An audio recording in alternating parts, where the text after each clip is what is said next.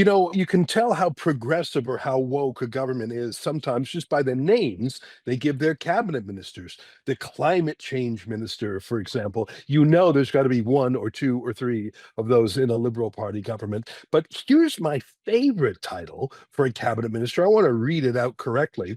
We're about to talk with the Minister of Service Alberta and Red Tape Reduction. How awesome is that to introduce yourself as the guy in charge of red tape reduction? First of all, everyone's going to invite you to their parties because you're just the most refreshed. You're the only, the old saying, I'm from the government, I'm here to help. That's always a lie. But when you're talking to the Minister of Red Tape Reduction, maybe there's a little bit of a twinkle of hope there. And he joins us now. His name is Dale Nally, and he's the MLA from Morinville, St. Albert. Mr. Nally, thanks so much for joining us on our show. It's nice to meet you.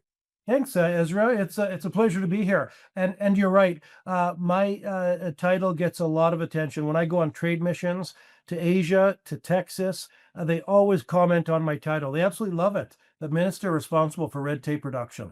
Yeah. Well, that's what we're talking about today, because I got in my email box yesterday a press release jointly signed by you and Premier Danielle Smith, and it's about something I've taken an interest in. I'm not a smoker or a tobacco user myself, but a lot of people use those little pouches that they just Yeah. sort of stick in their mouth, and they don't make smoke, and they have the nicotine, but they don't have the stuff that makes typically smoking so dangerous. They don't have the additives, they don't have the smoke and the tar, they just have the pure nicotine.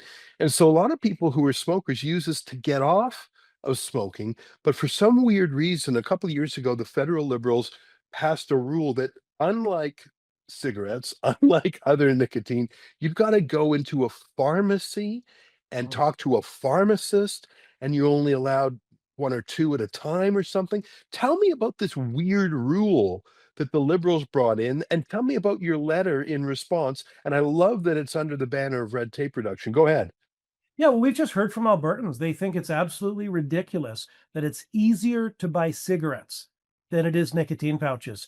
With the tobacco and all the chemicals, and we know that cigarettes are carcinogenic. With all of that, it's easier to buy cigarettes. And so it's ridiculous. Now, tell you when this happened was back in 2024. The federal government decided, in their wisdom, to take nicotine pouches where they were being sold in gas stations and convenience stores and put them behind the counter in pharmacies.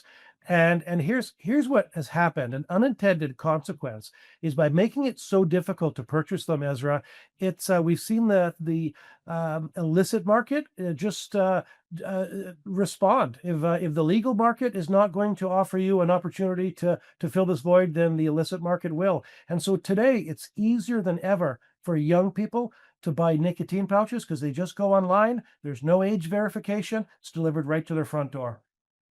Yeah, you're right. I know a lot of young guys who just, when they drive to the States, they load up and bring them across the border because everyone's got their own way of fighting this weird rule. I don't even get it, because one of the central ideas of the Liberal Party of Canada was legalizing marijuana. I just don't understand how the same liberal brain can legalize marijuana, but Yeah. ban smokeless tobacco pouches that are designed to get people off of smokes. I just I can only guess what the behind the scenes lobbying was like, but I'm not even interested in that. I just want to get that gone. You've written to the prime minister along with the premier. Is this something that falls under provincial jurisdiction?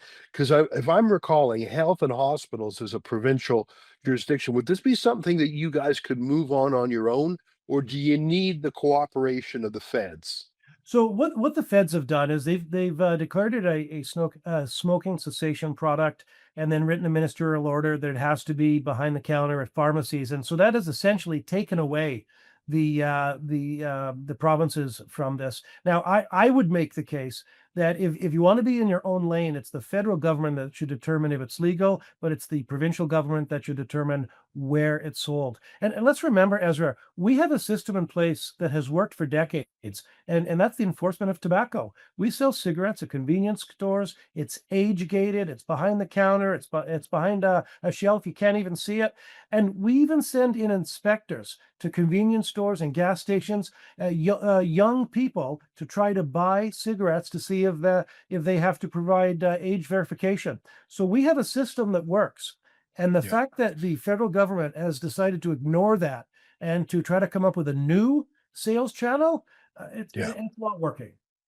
I like that way of thinking. The feds can determine if it's legal at all.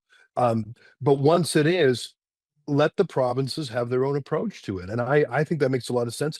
I think it really is in keeping with Alberta's new spirit of, if we have the constitutional jurisdiction, let's use it. Why are we letting Mark Carney and his liberals, the benefit of the doubt? Why are we letting them ooze into the province just out of habit? I think that, I'm sensing a lot of things from the Alberta government that feel like, whoa, that's refreshing, or that's a surprise.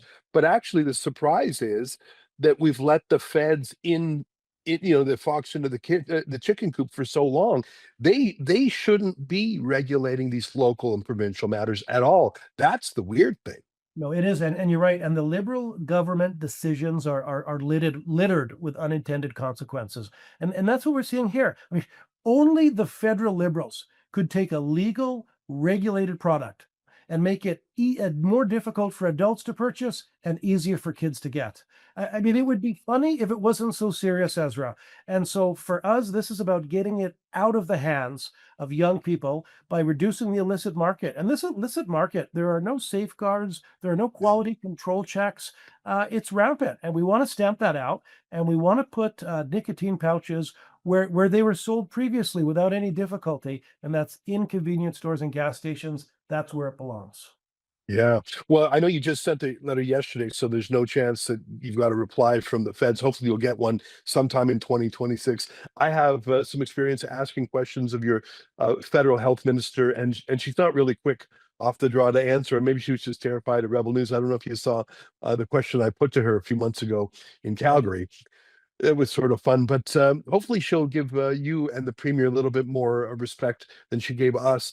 If they decline, if they take a hard line, and again, I don't even understand the thinking, how some tobacco products are fine at the corner stores and others, you need to fill out forms at the farmers. I just don't even get it. But if they are intransigent, which I think they might be, would you guys consider a lawsuit challenging the constitutionality? I mean, this isn't as big a deal as, say, a firearms registry or a carbon tax, but I think it's about the underlying point.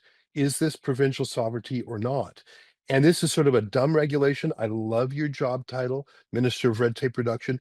Is this something, or maybe you haven't even plumbed this issue yet, but would you consider challenging their jurisdiction if they disagree with you here? So let me just say that we're not there yet. It's too early. We're not taking anything off the table, but nor are we putting anything on the table either. We've taken the approach that, listen, let's try diplomacy first, and let's try that avenue, and hopefully common sense will prevail. Because if you care about health and safety, if you care about getting nicotine products out of the hands of young people, then common sense has got to prevail. And we're just hoping that we can get that message across to the feds. And so that's why we're going to try the diplomatic approach first. Our public servants at the provincial and the federal level have been having conversations. From a political perspective, we're just starting those conversations now. I'm cautiously optimistic, only because I can't believe, Ezra, that anyone would allow young people to have such ready access to nicotine products. And so, but if it doesn't work, if diplomacy fails, then we'll have to take a look and see what the next steps are.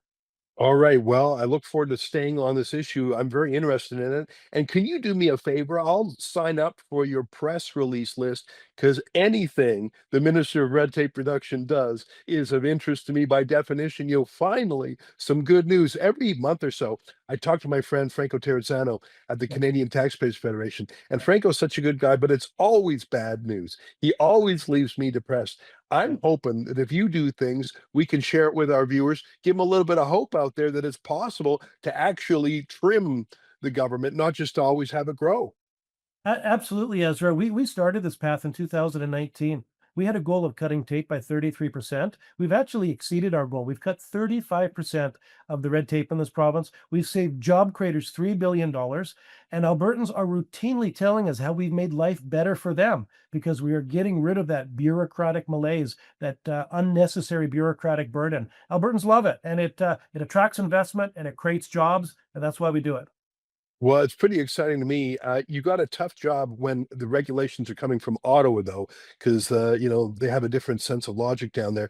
Dale, Nally, great to talk with you. Thanks very much. Congratulations on this initiative. Let's keep in touch. Thanks, Ezra.